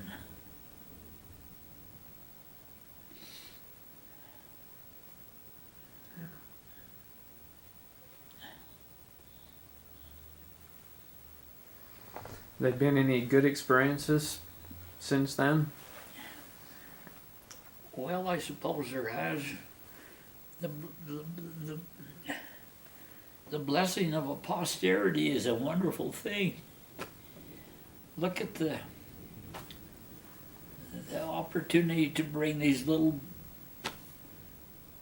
babies into this world and let them work out their salvation is a great blessing. And me and Mom always wanted that. We wanted to have a large posterity in that, and Lord, it's come to pass, I think. And it's just continuous, it just going on, and I don't know what else to say about that. They're such a blessing, though, and I think that they have good parents. They're good people, and everybody's trying to raise a good family and teach them the gospel, and I'm so proud of them. I'm so pleased, not proud, pleased with the jobs they do. And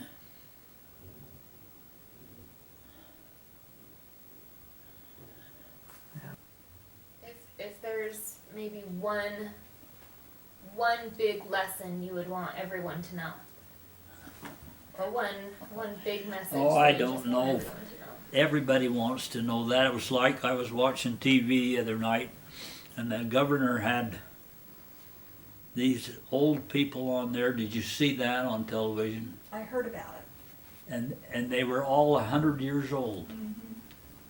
And he was asking them a question, and every one of them asked, different people ask the person, what's the one thing? And every one of them said, there isn't one thing. It's a combination, it's a whole thing. There isn't just one thing. There's not just one reason why I lived to be 100. Well, what makes you get up every day in the morning at 8 o'clock? Oh, no, it's 7. Oh, it's 7. I thought it was 8. Okay, 7 now. At 7, what makes you get up and carry on with life and do things that you probably didn't have to do? And what is that drive? What is that keeps you? You know, I'd like to know that too. Well, they all need to know that, because that's hard for some people, even young people. Well, What's the motivating reason? I like to think that it's a blessing to my family. that I'm helping in some way. I like to think that. Whether it's true or not, I don't know all about all that, but I certainly feel that to help the family. And you say, oh, well, it's just a garden and it's so minute, it isn't no big deal or anything, but it is to me. I feel like I'm helping.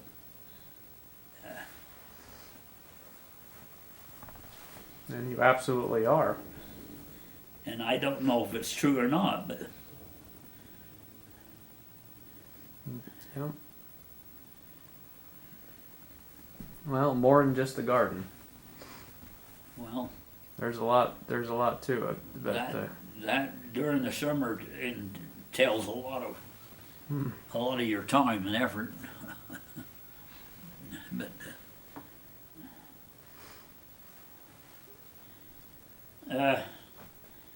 and then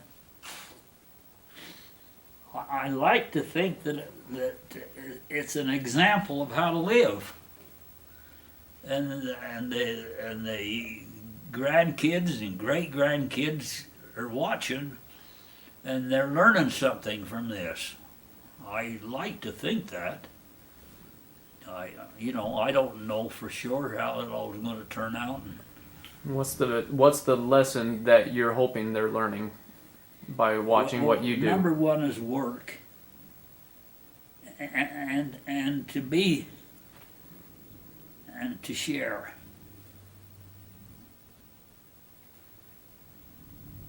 And how about to be honest? I know that you would add that. You didn't think of it though. You would add that, wouldn't you? I remember being taught that.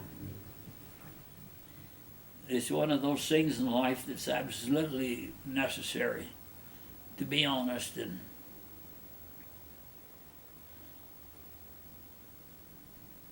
pay your bills, and I don't know. No, that's good, Grandpa. Okay. What about your feelings about tithing? Well, I don't know. I was telling you about my financial experiences, and I was a full tithe payer during the whole time that I was doing this stuff with finances, and I paid a full tithing, and I like to assume that because I did, I was blessed with these opportunities to make money.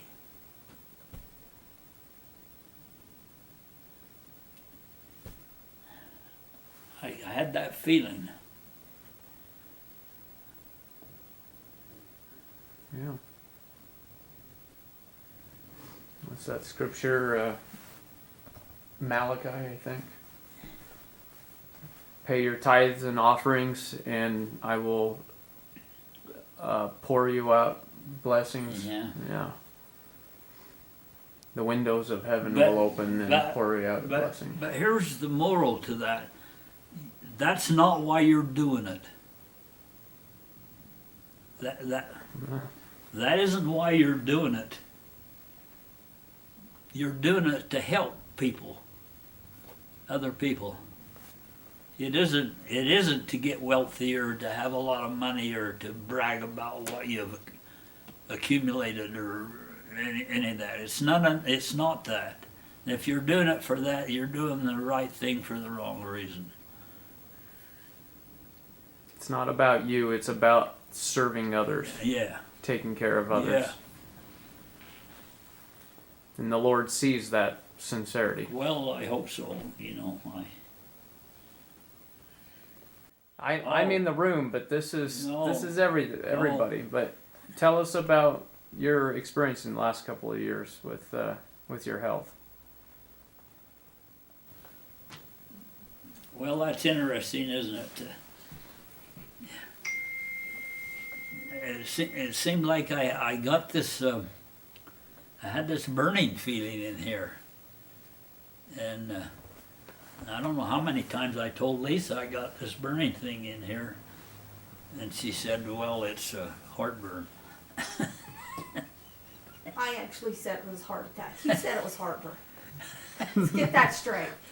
He wouldn't listen to me. Oh, my. He thought it was heartburn because he stopped eating tomatoes. Remember? And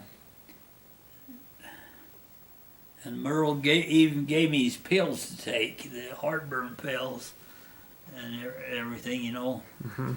And the thing that's so strange about that was I actually did have a burning thing in my chest. And it would get worse when I worked, when I physical, out there hoeing the weeds or shoveling or something, you know. Which was a clue. And when it got too bad, I'd sit down and go away. That's what threw me off, is because it'd go away. I don't know if that's normal or not. I don't That's know. normal. And but that went on for 6 months. I raised that garden that year with that, doing that, experiencing that. And I don't know what's significant when Connor went to the temple up there, and I went to the temple with him. And wow, it hit me that night. And then it was just about more than I could handle. Where were you when it really started hitting you? When I got through the temple, I went through the session and did all of it and did it just fine and everything, and got down to the locker to get dressed, and I couldn't get dressed.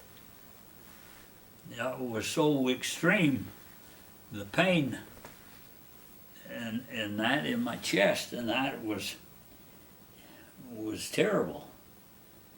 And then I wondered, geez, how am I going to get out to the car? And you know, I just about didn't make it. I stumbled around out there and about couldn't make it to the car, and the car was way a long ways up to the north there. Mm-hmm. But I finally made it, and that was a heck of a feeling. I knew there was something drastically wrong. I don't know. But yet you still went to Mom's house to get something to eat with the family. Well, what else am I going to do?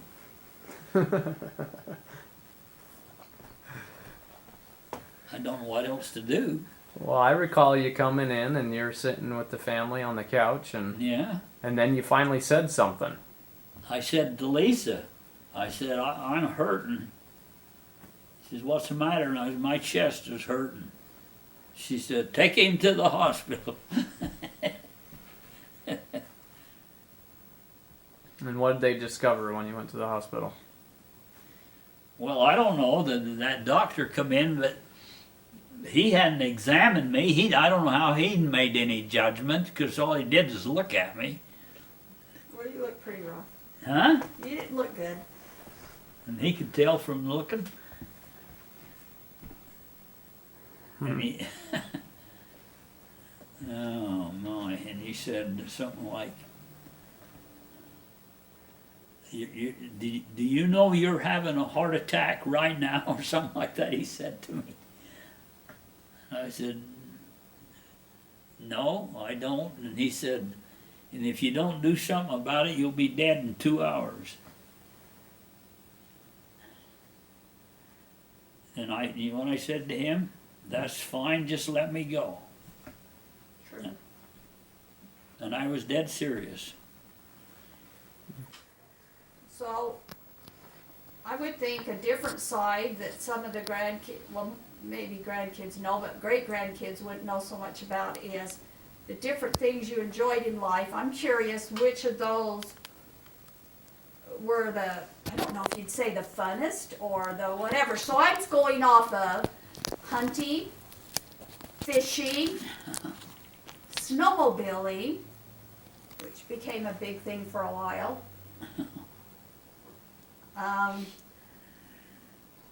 Camping in general, I guess.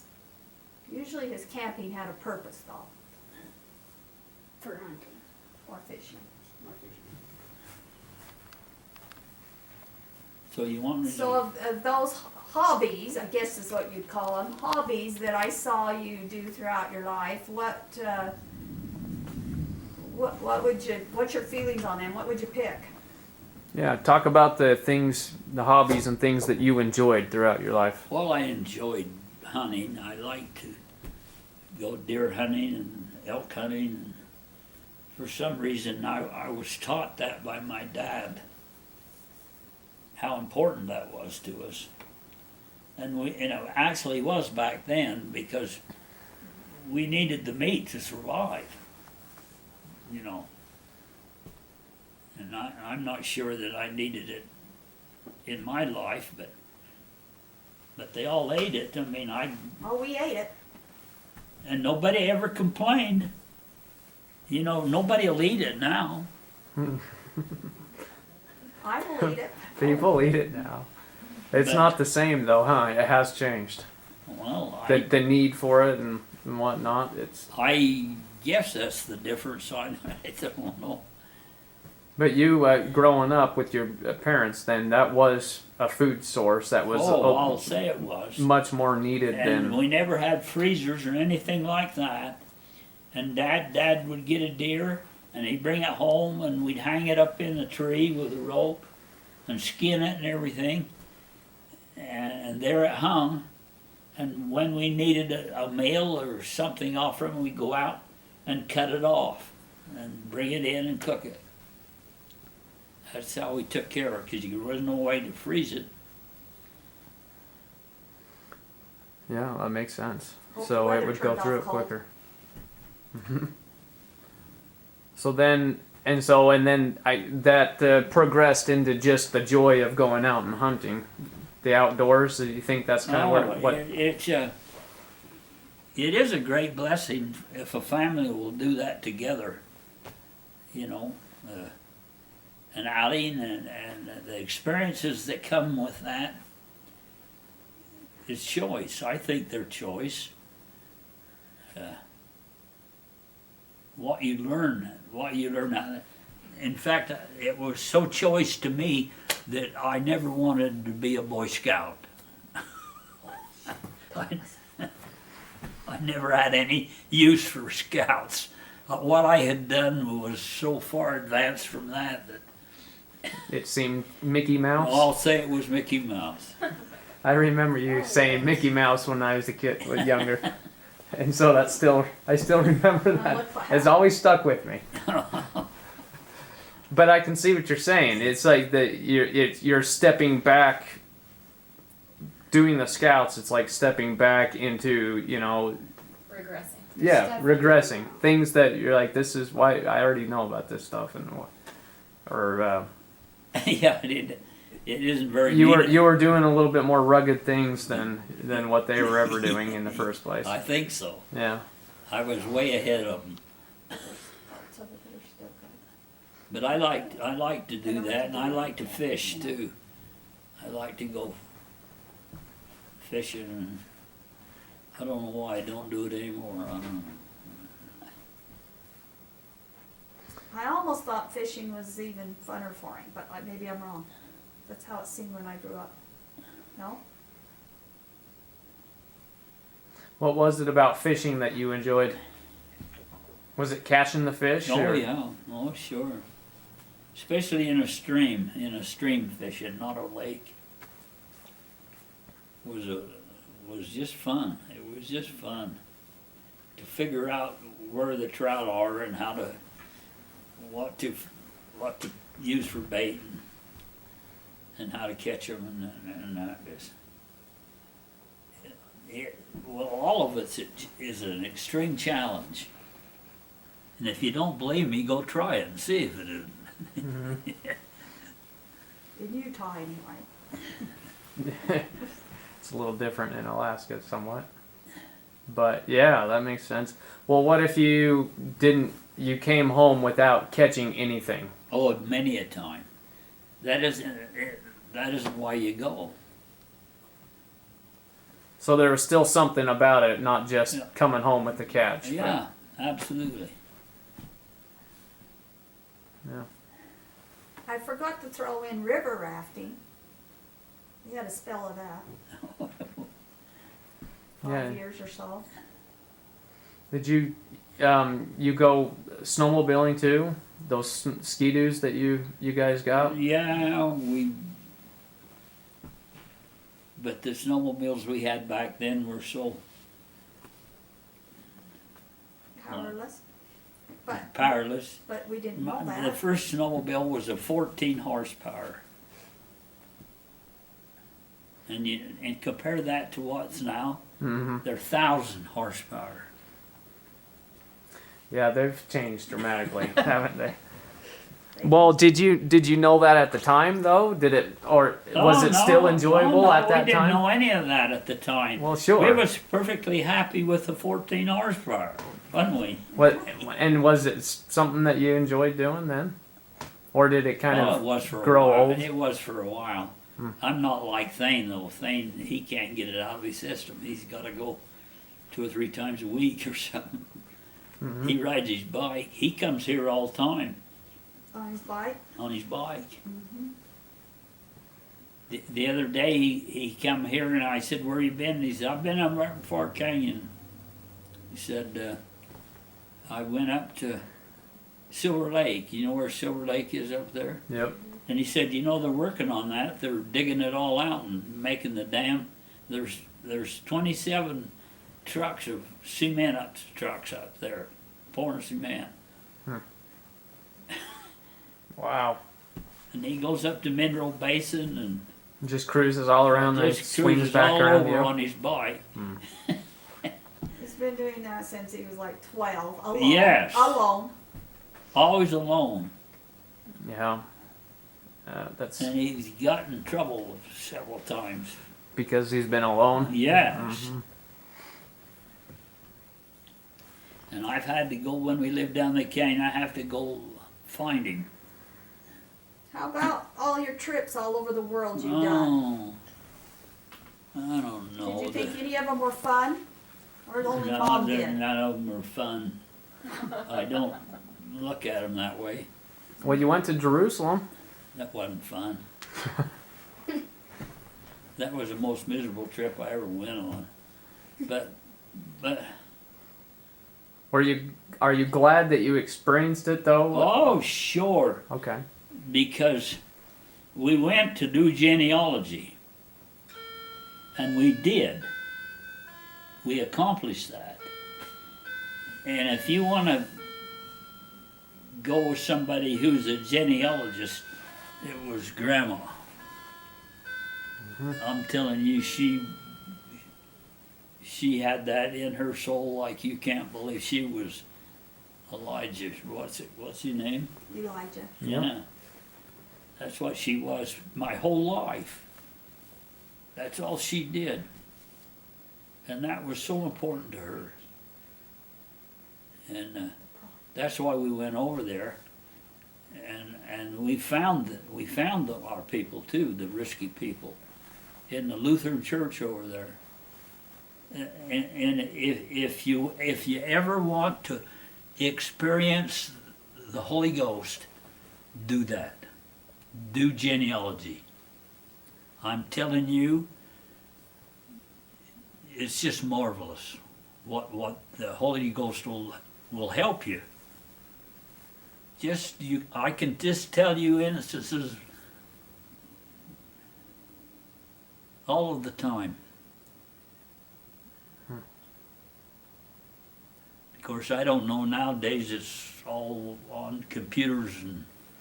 It's the same thing. You still have Same thing. you still have I to don't go know. find the records. You still have to do But that man, before it gets put in the But Mom computers. drugged me all over this state, cemeteries and churches and the temple, the Salt Lake Temple, Historical Society, and I can tell you things that happened up there that just we were blessed. That's all there was to it. You couldn't figure it out any other way. What happened and the people we met and the circumstances that made us be able to do this genealogy. If you want some help with that, I'm telling you. Yeah, it makes sense.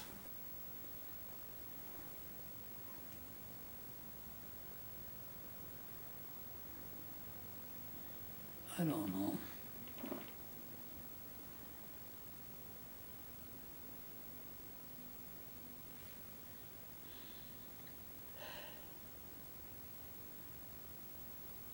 You would like to, as you go through life, and life's a process, it's just from one thing to another, you learn about how to live it or how you think you should live it.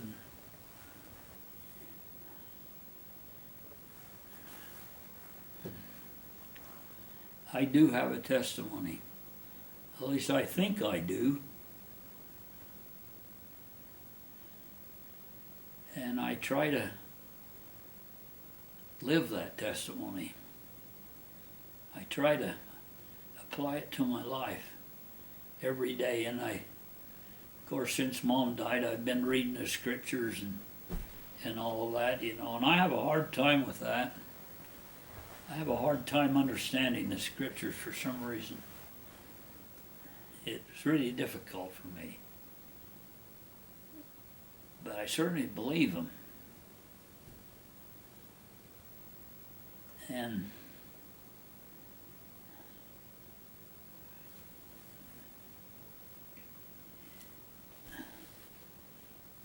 what a blessing it is to know and to feel that the gospel is true, that this isn't a hoax, this isn't something that some guy made up or something. This is real, and it's important stuff. And we ought to be putting more effort towards it, more sincerity, more everything, to live it and to do it.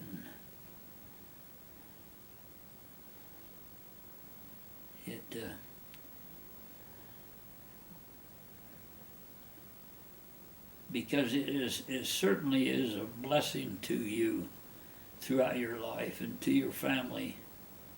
And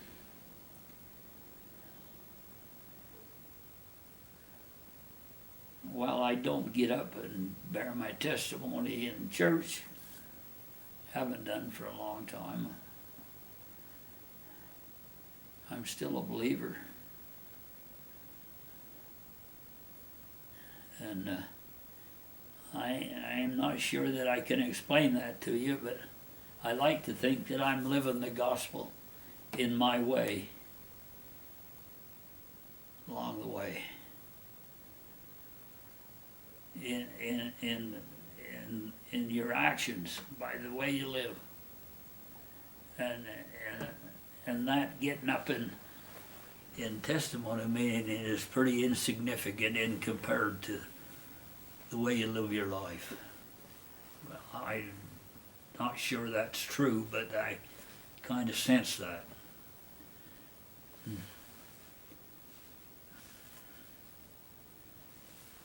And I hope that I'm doing that, but one of the hardest things in life is trying to figure out where you are in life in living the gospel. Where are you? That is really difficult for me. I don't know if it's for everybody, but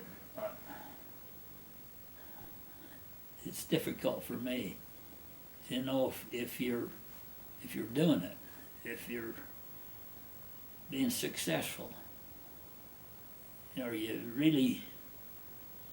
is it really a part of your life?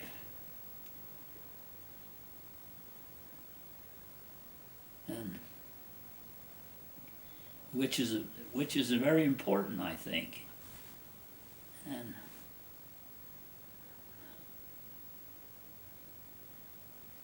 And we need to have a balance in life between work and the gospel and everything. There needs to balance out. I don't know. Oh, you're doing great. Doing good. Thanks. What's your testimony about Joseph Smith? Well, without a doubt, Joseph Smith was a prophet. There's just no question about that. I don't think we should question that whatsoever. What he did was what the Lord wanted him to do. And what a blessing that is to us and to our family. Children, grandchildren, and what have you. He's a prophet.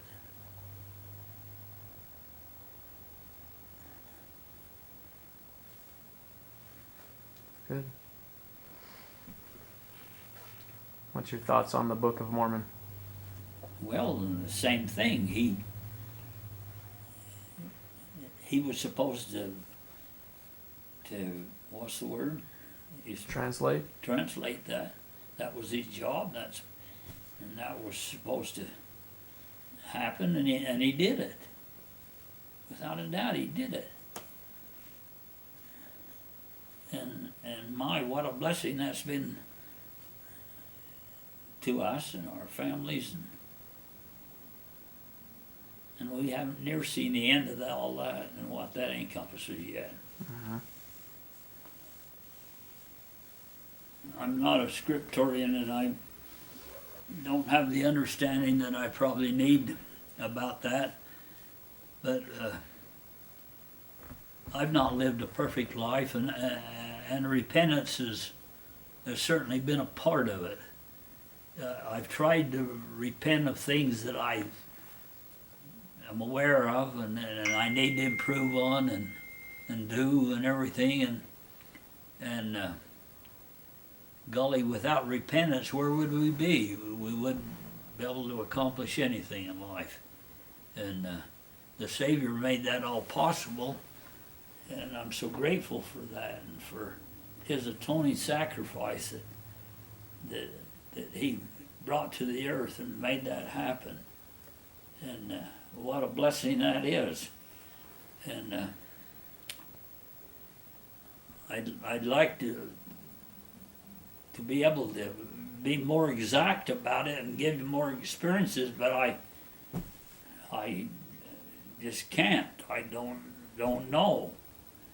I'd like to think that I'm doing it and I'm on the right track and everything, but I don't know.